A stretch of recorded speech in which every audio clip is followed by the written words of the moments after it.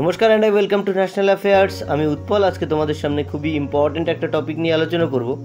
তবে টপিকটাতে যাওয়ার আগে তোমাদের কাছে জিজ্ঞেস করবো একটা কোশ্চেনটা হলো the Shaw award which is also called Nobel prize of East এই অ্যাওয়ার্ডটা রিসেন্টলি এই চারজন ব্যক্তির মধ্যে একজন পেয়েছেন। তো তোমরা কমেন্ট সেকশনের উত্তরটা করো, যার উত্তর সঠিক হবে তাকে দিয়ে দেবো একটা হার্ট রিয়াক্ট, তাহলে তোমরা বুঝে যাবে সঠিক উত্তর কোনটা, এবং আমি চেষ্টা করবো এর উত্তরটা ভিডিও শেষে দিয়ে দেওয়ার।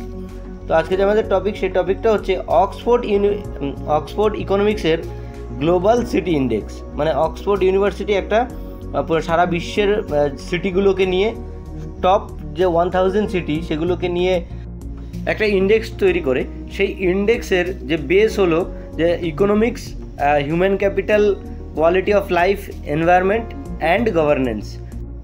তো সারা বিশ্বের যে সিটিগুলো, সেই সিটিগুলোর মধ্যে ভারতবর্ষের সিটি, সেগুলোর পারফরমেন্স এত ভালো যে টপ 100-এর ভিতরেও নেই, 200-এর ভিতরেও নেই, 300-এর ভিতরেও নেই। ভারতের একমাত্র শহর যেটা 350 স্থান পেয়েছে সেটা হলো দিল্লি। এবং পৃথিবীর যে সবথেকে ভালো শহর এই অক্সফোর্ড ইকোনমিক্সের অনুযায়ী সেটা হলো নিউ ইয়র্ক, এবং সেকেন্ড হলো লন্ডন। ভারতবর্ষ এর সিটিগুলো যে উপরের দিক থেকে র্যাঙ্ক করতে পারেনি তাতে কোনো অসুবিধা নেই, এরা কিন্তু নিচের দিক থেকে খুব ভালো র্যাঙ্ক করেছে। যে অক্সফোর্ড ইকোনমিক্সের রিপোর্ট, সেই রিপোর্ট বলছে উত্তরপ্রদেশের শহর সুলতানপুর শহর একদম 1000তম শহর, মানে সবথেকে নিম্ন শহর হলো সুলতানপুর।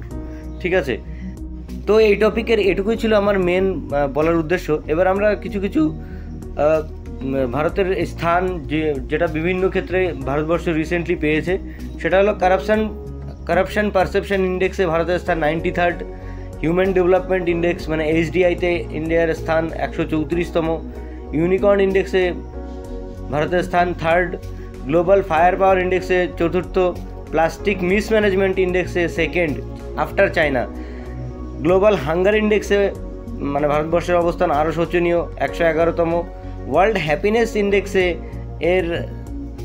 ভারতবর্ষের স্থান হলো 126তম।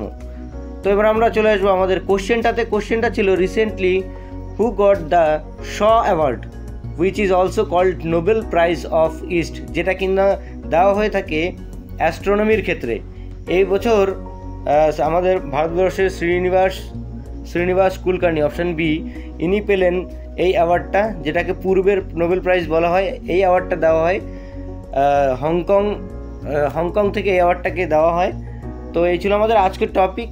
আশা করছি তোমাদের বুঝতে কোনো অসুবিধা হয়নি। তো সামনে কোনো একটা ইম্পর্টেন্ট টপিক নিয়ে এসে আমি আবার হাজির হব। সো ততক্ষণ পর্যন্ত বাই।